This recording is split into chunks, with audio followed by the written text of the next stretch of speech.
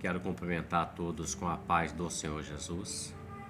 Nós vamos ler um texto da palavra do Senhor para nosso estudo, para melhorar a nossa compreensão, entendimento daquilo que o Senhor requer dos seus servos. Vamos ler o texto que está em Mateus capítulo 24, de 45 ao 51, que declara assim: Quem é, pois, o servo fiel e prudente que o Senhor constituiu sobre a sua casa para dar o sustento a seu tempo? Bem-aventurado aquele servo que o Senhor, quando vier, achar servindo assim. Em verdade vos digo que o porá sobre todos os seus bens. Porém, se aquele mau servo disser consigo, o meu Senhor tarde virá, e começar a espancar os seus conservos, e a comer e a beber com os bêbados, virá o Senhor daquele servo num dia que o não espera e a hora em que ele não sabe, e separá-lo-á e destinará a sua parte com os hipócritas. Ali haverá pranto e ranger de dentes. A epígrafe do texto fala da parábola de dois servos. E para a nossa temática aqui nós vamos abordar o seguinte: quem é, pois, o servo fiel e prudente que o Senhor constituiu sobre a sua casa para dar o sustento ao seu tempo? É a pergunta que abre essa parábola, e é sobre essa temática que nós vamos abordar para analisarmos a nós mesmos, para compreendermos um pouco mais da palavra e sermos servos melhores. O texto fala de um senhor, dono da casa, que constituiu servos sobre a sua casa. Ele disse que ele deu ao seu servo toda a condição, todo o recurso para dar sustento ao seu tempo, produzir o que é necessário. Ele fala que quando ele vier e o servo estiver agindo assim, fiel e prudente, vai receber todos os bens do Senhor. Então aqui ele faz uso de parte dos bens, e quando ele vier e vendo que ele trabalhou corretamente, ele vai receber todos os seus bens. Porém, ele fala de um mau servo também. Então nós temos o bom servo e o mau servo. E o mau servo também recebe o seu prêmio. Qual é? Vai separar ele, vai destinar ele com os hipócritas, e ali haverá pranto e ranger de dentes, condenação. Em suma, é isso. Então, o que se planta é o que se colhe. É o que Jesus está colocando aqui resumidamente. Esperar e proclamar a volta do Senhor Jesus com fidelidade são provas da nossa prudência. Ou seja, ser fiel até a morte, dar-te-ei a coroa da vida. Nada é rápido no reino de Deus. As coisas do Senhor, elas têm um tempo certo para agirem, para acontecerem. Assim como é a nossa vida, nada é rápido. E à medida que a gente vai granjeando, trabalhar e granjear, trabalhar e granjear. Ou seja, à medida que se vai trabalhando, vai se avançando, Deus vai dando a condição, vai dando recurso, a capacitação, e nós vamos crescendo nisso para a glória de Deus Pai Todo-Poderoso. Quando alguém quer produzir algum alimento, ele não produz de imediato. Ele tem algumas etapas, como colher o alimento, como lavar o alimento, como arrumar a mesa para poder ser servido o alimento, como servir, como convidar pessoas, como cozinhar, o tempo do preparo. Então, todas as etapas são importantes. Não se pode pular etapas no reino de Deus. As etapas de Deus são como o vaso na mão do oleiro, na olaria de Deus, onde Deus vai moldando, vai capacitando e vai dando a condição e recurso para que possa suportar e realizar a obra a qual Deus separou para fazer. Pois bem, o texto fala de um servo fiel. Quem é, pois, o servo fiel e prudente? É a grande pergunta que permanece até os nossos dias. Podemos dizer, né? São aqueles que o Senhor confiou a tarefa de levar avante as tarefas estabelecidas pelo Senhor Jesus, e devem fazê-las de maneira indicada e não de modo que lhes pareça mais apropriado. Ou seja, eu não posso realizar algo que o Senhor colocou em minhas mãos, nenhum servo, que não seja da forma como o Senhor estabeleceu. Nada pode ser contrário à palavra do Senhor, que é a nossa regra aqui, é a palavra, é onde nós olhamos, onde nós Procuramos andar conforme ela, nada fora da palavra. Ainda que o que se está se propondo pareça bom, agradável, elegante, bonito, possa até parecer glamuroso, mas se é contrário à palavra, é melhor se abster. É o que o adversário disse para o Senhor Jesus lá no deserto, quando ele foi tentado. Transforma essas pedras em pães. E o Senhor Jesus disse assim: nem só de pão viverá o homem, mas de toda a palavra que sai da boca de Deus. Então é toda a palavra, não é pedaço de uma palavra, não é parte de uma palavra, não é um verso da palavra, mas todo o seu texto, o contexto da palavra, ela num todo para a glória de Deus Pai. Ele fala de fiel. O que é ser fiel? Resumidamente, significa ser constante e perseverante, não desviando a atenção da tarefa que lhe foi constituída. Ou seja, o Senhor chama o homem, primeiro para a salvação. Depois ele chama para a sua obra. E aí ele capacita para aquilo que ele foi chamado. Exemplo, o Senhor chama alguém para ser um diácono. Então Deus capacita ele para o diaconato. E ele vai avançando à medida que Deus vai capacitando e vai superando. Ele passa a ser um presbítero, um pastor, um evangelista. E assim Deus vai trabalhando na sua obra, vai aumentando conforme a fidelidade. Então ser fiel significa andar perseverando naquilo que foi constituído. Não se pode acrescentar, não se pode colocar outro fundamento a não ser o que foi posto, que é o próprio Senhor Jesus.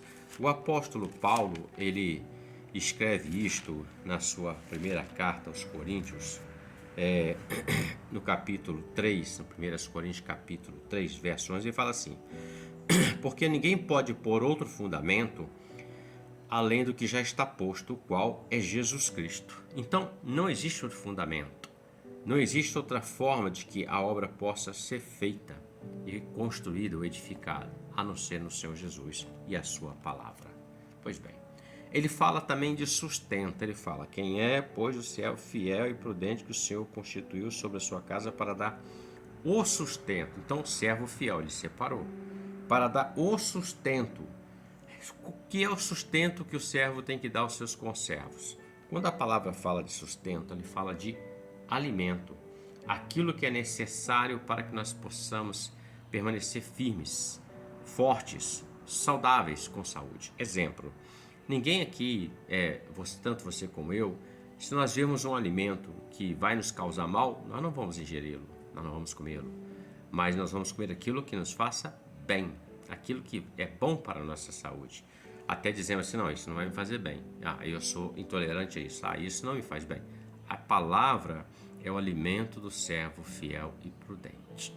Qualquer outra coisa a não ser a palavra do Senhor, ela é um alimento que não agrada ao Senhor. Qualquer outro alimento que não seja a palavra do Senhor é um alimento que não vai fazer com que esse servo cresça. Em Mateus 24, 35, o Senhor Jesus fala assim: o céu e a terra passarão, mas as minhas palavras não hão de passar. Então a palavra de Deus permanece para sempre, para sempre.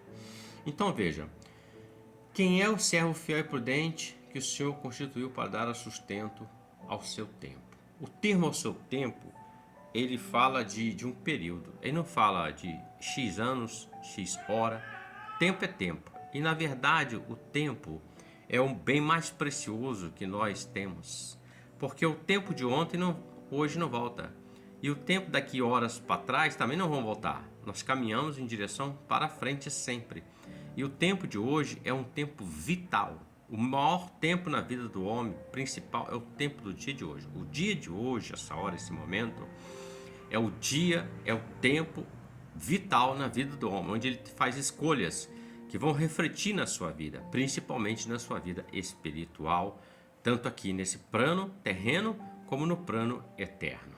Pois bem, a expressão significa em horas regulares, esperadas, melhor dizendo, significa dar o sustento em medidas certas. Provérbios 15, 23 fala que a palavra dita a seu tempo quão boa é. Então, em medidas certas. Eu estou com fome, por exemplo. Então eu vou comer uma feijoada, vou comer uma macarronada, vou comer uma lasanha, vou comer N alimentos? Não, eu vou comer aquele alimento que me sustenta. Se eu ingerir isso tudo, eu vou ter uma indigestão. eu vou passar mal. Então é um tempo, cada dia é um tempo. Por isso que lá no deserto o Senhor nos dá um grande exemplo, quando ele manava o maná todo dia. Todo dia tinha pão fresco, tinha maná fresco para se alimentar, menos o dia do sabá, mas já era provido para aquele dia. Então, a palavra é a mesma coisa. Todo dia nós temos uma porção. Se você e eu todos os dias meditarmos na palavra do Senhor, como diz o Salmo de número 1, bem-aventurado o varão que medita na lei do Senhor, nós vamos estar nos alimentando dessa palavra. E as outras coisas do mundo não terão poder para dominar a nossa mente nem nosso coração, porque nós estamos nos alimentando daquilo que é genuíno, puro e verdadeiro, o sustento. E ele fala bem-aventurado, no sentido dessa palavra, representa atingir uma condição de felicidade. Bem-aventurado quer dizer ser muito alegre, muito feliz, super feliz, uma pessoa que atingiu a plenitude, melhor dizendo. Assim sendo, o servo que se ocupa de coisas espirituais, tanto para o seu próprio benefício espiritual, como para alimentar os seus conservos, é um homem verdadeiramente feliz, pois de uma certa forma está participando da vida de Deus. Então veja bem, ele está dizendo, para dar o sustento ao seu tempo. Bem-aventurado aquele servo que o Senhor, quando vier, o achar servindo assim. Então ele fala de um servo fiel, prudente, que o Senhor constituiu para dar sustento ao seu tempo, alimento ao seu tempo. Porá sobre ele todos os seus bens, aquilo que Jesus conquistou no Calvário, a eternidade, a salvação. Os fiéis em seus deveres terrenos receberão poderes especiais de governo, além de outros altos privilégios. Em 1 Coríntios 6, verso 3 está declarado: não sabeis vós que haveis de julgar os anjos? Quanto mais as coisas pertencentes a esta vida. Então, quando o servo permanece fiel e está dando sustento ao seu tempo, ele está mantendo uma herança viva na vida dele. Ele não vai ser retirado daquele testamento que foi comprado, marcado, assinado pelo sangue do Senhor Jesus. Pois bem, algumas perguntas podem surgir. Como que alguém pode ser, ou de que forma, o que precisa ser feito para alguém ser um servo bom e fiel? Vou apontar algumas aqui. Primeiro, meditando na palavra do Senhor, ouvindo e praticando esta palavra, não como os fariseus hipócritas, que ensinavam, mas não praticavam aquilo que ensinavam. Salmo 119, verso 105, ele declara: lâmpada para os meus pés é a tua palavra e luz para o meu caminho. E o Salmo 101, do verso 1 ao 3, declara: bem-aventurado o homem que não anda segundo o conselho dos ímpios, nem se detém no caminho dos pecadores, nem se assenta na roda dos escarnecedores. Antes tem o seu prazer na lei do Senhor, e na sua lei medita de dia e de noite. Pois será como árvore plantada junto às correntes de águas, a qual dá o seu fruto na estação própria, e cuja folha não cai, e tudo quanto fizer prosperará. Então, o segredo para ser próspero nessa vida, uma prosperidade com Deus, em todos os sentidos, é meditar na palavra do Senhor. Segundo ponto, deixando as coisas velhas para trás, ou seja, o Senhor chama o homem das trevas para a luz, e ali ele passa por um processo de transformação que nós chamamos de novo nascimento. E ele precisa deixar as coisas passadas que antes eram coisas das trevas e hoje não se aplicam mais à vida dele, ele não é mais participante daquela situação. Antes, agora, ele pertence ao reino da luz. 2 Coríntios capítulo 5, verso 17. Pelo que, se alguém está em Cristo, nova criatura é.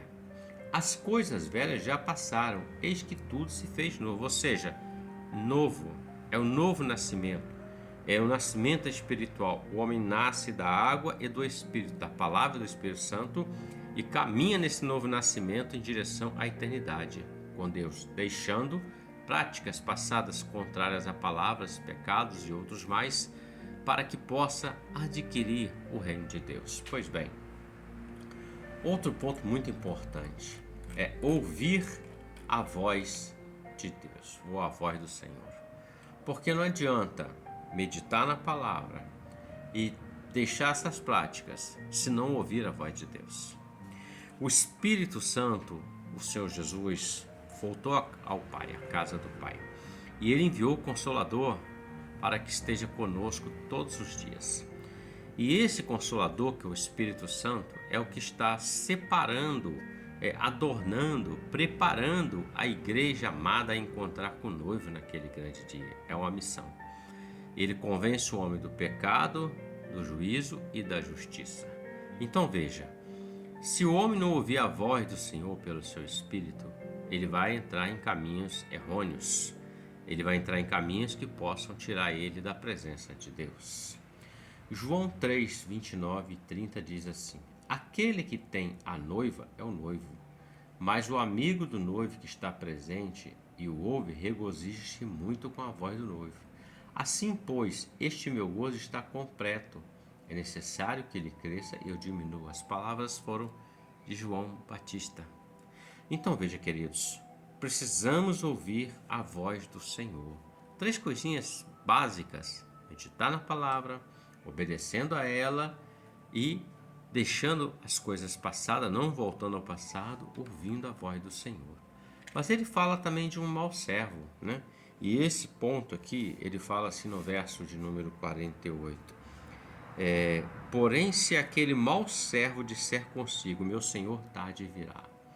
Aqui nós conseguimos entender qual era o problema desse mau servo. O outro era fiel. Veja que o outro, servo fiel e prudente, que o Senhor constituiu sobre a sua casa para dar sustento ao seu tempo. Bem-aventurado aquele servo que o Senhor, quando vier, o achar servindo assim, fiel e dando sustento ao seu tempo. Já esse mau servo, no 48, ele fala: disser consigo, meu senhor tarde virá. O termo disser consigo é dizer, como se dissesse assim, no coração. Então ele falava no seu coração. Ele não guardava a palavra no coração dele. Ele ouviu falar do Senhor. Ele sabia que o Senhor ia voltar, que o Senhor constituiu os bens, que o Senhor deu a condição, mas ele não guardou essa palavra no coração. A infidelidade e a maldade se tornam evidentes em nossa vida quando deixamos de esperar pela volta do Senhor Jesus. É quando perdemos o alvo, quando o homem perde o alvo. Filipenses capítulo 3, 13 e 14 declara assim: irmãos, quanto a mim não julgo que eu haja alcançado, mas uma coisa faço, e é que, esquecendo-me das coisas que atrás ficam e avançando para as que estão diante, prossigo para o alvo, pelo prêmio da vocação celestial de Deus em Cristo Jesus. Apóstolo Paulo escrevendo essas palavras: esqueço do que está para trás e prossigo para as que estão diante de mim, pelo prêmio da vocação em Cristo Jesus. O servo mau também pensa em comida e bebida, mas de uma maneira bem diferente. Observe que o texto fala e começaram a espancar os seus conservos. Então ele batia nos seus conservos. O espancar aqui, o termo quer dizer com palavras, não fisicamente propriamente dito. Então, às vezes, com palavras se espanca alguém, e isso é muito difícil de se tirar. E os seus conservos a comer e beber com bebidas, ou seja, com os bêbados, beber com os bêbados. O servo mau também pensa em comida, bebida, mas de uma maneira diferente. Esse servo mau concentra suas atenções exclusivamente nas coisas da vida terrena e não nas coisas eternas. Nós vivemos uma vida terrena, mas a nossa mente, o nosso coração está nas coisas do alto, nas coisas eternas, não as coisas terrenas. Porque essas terrenas vão passar, são passageiras, e elas só tendem a nos dar condições e recursos e coisas para esta vida, não para a vida eterna com Cristo Jesus. Tem coisas dessa vida que são necessárias, mas a maior necessidade nossa é espiritual. É um grande ensinamento do Senhor Jesus que fala no Evangelho de Mateus, no capítulo 6, no Sermão do Monte. Olha, vocês estão muito preocupados, ansiosos com o que comer, beber e vestir, e o vosso Pai Celeste sabe que necessitam de todas essas coisas. Porém, uma coisa é necessária: buscai primeiro o reino de Deus e sua justiça. E todas as outras coisas, ou seja, estas coisas, o comer, o beber e o vestir, vos serão acrescentadas. Então não nos falta nada. O Senhor nos dá o recurso, o Senhor nos dá a condição, Ele cuida de nós todos os dias. Cada dia Deus nos dá uma condição. É uma batalha a ser vencida, é algo a ser conquistado, é algo que Deus intervém, é algo que Deus trabalha. Tem coisas que nós nem sequer sabemos, mas naquele grande dia saberemos que Deus nos livrou. São coisas que Deus já vai trabalhando no mundo espiritual, vai dando livramento para a glória de Deus Pai. Então veja, esse mau servo, ele vivia como as pessoas no tempo de Noé. Mateus 24, o verso de número 38, está escrito assim: porquanto assim como nos dias anteriores ao dilúvio, comiam, bebiam, casavam e davam-se em casamento, até o dia que Noé entrou na arca. E não o perceberam até que veio o dilúvio e os levou a todos. Assim será também a vinda do Filho do Homem. Então esse mau servo estava vivendo exatamente assim, como nos dias de Noé, em que eles comiam, bebiam, casavam e davam-se em casamento, até que Noé entrou na arca. Ele vivia esta vida sem se preocupar com aquilo que é a vida eterna, aquilo que Deus colocou na mão dele, porque o Senhor chamou a ambos aqui. Um era o bom e o outro era o ruim. Mas o Senhor não chamou o ruim para ser ruim. O Senhor chamou todos bons e capacitou. A escolha que fez a diferença. O querer mudar a característica é a escolha do homem. Deus não vai interferir nunca naquilo que você vai escolher, mas Ele sempre vai apontar um caminho. Olha, escolha hoje a bênção, a maldição. Se você escolher a bênção, é isso que virá. Se você escolher a maldição, é isso que virá. A escolha, Deus não obriga, é a escolha. Então esse mau servo, de ser consigo, esse foi o maior erro dele. No coração dele ele não guardou a palavra, não guardou a promessa, aquilo que Deus falou com ele. Antes ele tomou caminhos diferentes.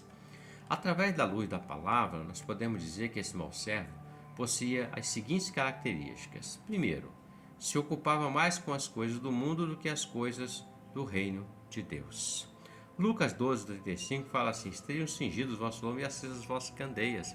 Esteja preparado, vestido da santidade, vestido da palavra, revestido do poder de Deus e acesa as vossas candeias, o fogo, o azeite, tudo isso para iluminar em dias de trevas, convites das trevas que possam nos desviar. Segundo, ele amava mais os prazeres do mundo do que a volta do Senhor. Estava mais preocupado em agradar os de fora da casa do que os que foram constituídos como servos. Veja, o texto, no capítulo que nós lemos, 25, ele fala exatamente isso. Exatamente desse ponto, onde esse mau servo, ele simplesmente, capítulo 24, ele diz aqui, e começar a espancar os seus conservos. Então ele não deu importância aos conservos. E a comer e a beber com os bêbados, os que eram de fora, não estavam como servos. Então a preocupação dele era amar mais os prazeres do mundo do que o reino de Deus. 1 Pedro capítulo 1:15 está escrito: como é santo aquele que vos chamou, sedes vós também santos em todo o vosso procedimento, vossa forma de viver e maneira. Terceiro ponto, ele era egoísta e negligente, porque ele alimentava a si mesmo, pensava em si mesmo. Ele não se preocupava com seus conservos. Veja que o texto fala que começou a espancar os seus conservos e a comer e a beber os bêbados, os embriagados, aqueles que não fazem parte. Era egoísta, alimentava a si mesmo, pensava em si mesmo, não falava do amor e da volta do Senhor Jesus, estava mais preocupado para ele. Existem muitos assim: não, para mim tá bom, eu estou salvo, tá tudo certo, o resto que se dane. Não é assim, porque onde está o amor ao próximo? Aí que está o erro. Todo mundo ama a Deus. Se você perguntar, você ama Deus? Tirando aqueles que se dizem que não creem em Deus, ateus, você acredita em Deus? Acredita? Você ama Deus? Claro que eu amo Deus. todo mundo ama Deus, mas quando fala do próximo é a grande barreira, dificuldade de muitos. Mas a palavra é amor a Deus acima de tudo e de todos, e ao próximo como a ti mesmo. Então, se você não ama o próximo, você não ama a si mesmo. É o caso desse mau servo aqui. Em Mateus 28:19 está escrito: portanto, ide ensinai todas as nações, ensinando-as a guardar tudo que vos tenho mandado. E tem uma promessa, ele diz assim: eis que estou convosco todos os dias, até a consumação dos séculos. Então ele era egoísta. Outro ponto, ele era espancador. E começando a espancar os seus conservos e a comer e beber com os bêbados. Espancador. Faz comentários maldosos das pessoas, dos irmãos. Aquela chamada fofoquinha é uma forma de espancar. Eu acho que ele não deveria estar naquela posição. Quem escolhe é Deus, não é o homem. Quem tira é Deus, quem põe é Deus, e assim vai sucessivamente. Tudo que podemos fazer é contribuir. Como é que eu contribuo para o reino de Deus? É o que está escrito no começo. Olha, o Senhor constituiu sobre a sua casa para dar sustento ao seu tempo. Bem-aventurado o servo que o Senhor, quando vier, achar servindo assim, dando sustento, alimentando e não espancando. Critica as ações da liderança e demais irmãos com o intuito de destruir. Isso aí não está muito certo não, eu não concordo. Para mim isso não devia existir. São tantas críticas, tantas coisas que às vezes são feitas desnecessárias, porque não vai levar a lugar nenhum. Aí o espírito de divisão toma conta, porque houve um espancador. E o espancador, ele não sabe, mas ele está sendo um agente do adversário para minar as forças daqueles que dão ouvidos também. Ainda tem a outra parte que ouve e acaba dando ouvidos a isso tudo aí. Pois bem, 1 Tessalonicenses 5,15 diz assim: vede que ninguém dê a outrem mal por mal, mas segui sempre o bem, uns para com os outros e para com todos. O servo mau sabe e o seu senhor vai voltar. Só que ele não conta com a volta dele a qualquer momento. É o que ele está dizendo. O meu senhor tarde virá. Ele diz no coração dele: meu senhor tarde virá. Tem mais de 2000 anos, Jesus não vai voltar não. Isso vai demorar mais um pouquinho. Não sabemos o dia e a hora. Só o Pai sabe. Israel esperou pelo Messias por mais de 4000 anos bíblicos. E quando veio, eles rejeitaram, não reconheceram, não viram, não discerniram que era o Messias, o Cristo de Deus. Mateus 25:32 é um conselho, diz assim: vigiai e orai, porque não sabeis a que hora há de vir o vosso Senhor. Então, o que cabe a nós? Vigilância e oração. Vigiar naquilo que vamos fazer, falar, agir, e continuar vigiando em fazer aquilo que está escrito. O Senhor me constituiu sobre a sua casa para dar sustento ao seu tempo. Como mordomos do Senhor, como servo do Senhor, a dar o sustento à casa de Deus, à membresia, aos irmãos em Cristo, ao corpo que é a igreja de Cristo. O Senhor nos chama para isso, não para sermos pessoas que vão dividir o corpo, que vão fazer com que outros possam se desviar e perder a herança, a maior promessa que foi feita ao homem, a vida eterna em Cristo Jesus. Verso 51, ele fala assim: vai separá-lo-á e destinará sua parte com os hipócritas, ali haverá pranto e ranger de dentes. Então, significa cortar em pedaços, separar o corpo. É esse o sentido do texto no seu original. Hipócrita é aquela pessoa que finge qualidade ou sentimentos bons e não tem. É como num dito bem comum: é o que fala, mas não faz. É como os fariseus. Então, concluindo aqui para nós, nossa postura interior revela se realmente temos um coração santificado, tanto no pensar como no agir. Nós realmente esperamos a volta do Senhor Jesus? Ou nós estamos apenas como o servo que eu já ouvi falar, creio, mas eu descreio. Eu estou espancando os meus conservos. Que tanto você quanto eu possamos refletir sobre isso. Porque quem nos constituiu é aquele que tem algo muito maior para dar aos seus servos. Ele escolheu quem é, pois, o servo fiel e prudente que o Senhor constituiu. Foi o Senhor que constituiu, não foi o homem. Então, apliquemos isso ao nosso coração e declaremos: Maranata, Jesus está voltando, e continuemos servindo na fidelidade. Que Deus nos abençoe por esta palavra, em nome do Senhor Jesus. Amém?